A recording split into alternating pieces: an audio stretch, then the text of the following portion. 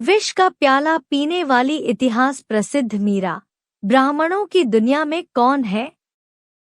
बोला भेजो राणा जी ने विष को प्यालो, मीरा खुशी खुशी लिए होती।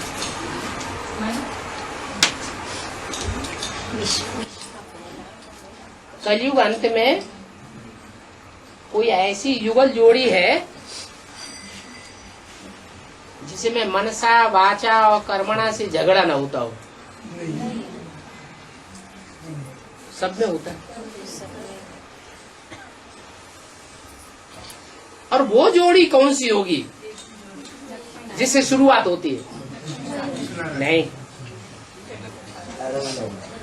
लक्ष्मी नारायण का गायन नहीं है, जगत पिता और जगदम्बा का गायन है।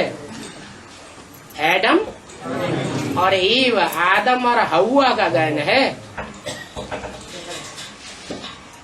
तो अंतिम जन्म में आकर के उनमें क्या हो जाता है? संस्कारों का टकराव हो जाता है। तो जो टकराव हो जाता है वो 63 जन्म में भी कभी टकराव हुआ होगा। जब 63 जन्म में टकराव हुआ था तो ऐसी ही स्थिति आई गई थी राणा की और मीरा की। उसको उन्होंने समझ लिया कि राणा ने हमको यही जिंदगी दी है कि हम साधु संत महात्माओं के साथ रहेंगे। अब मुरली में बोला कन्या माताओं को संन्यास नहीं करना है। क्यों? क्योंकि कन्या माताओं का चोला इस योग्य नहीं है कि वो अपनी पवित्रता को अखंड रख सके। तो ये कहना शुरू कर दिया कि विष का प्याला, माने विविचार के विष का प्याला राणा जी ने हमको दिया पीने के लिए। तो हमने खुशी खुशी पी लिया।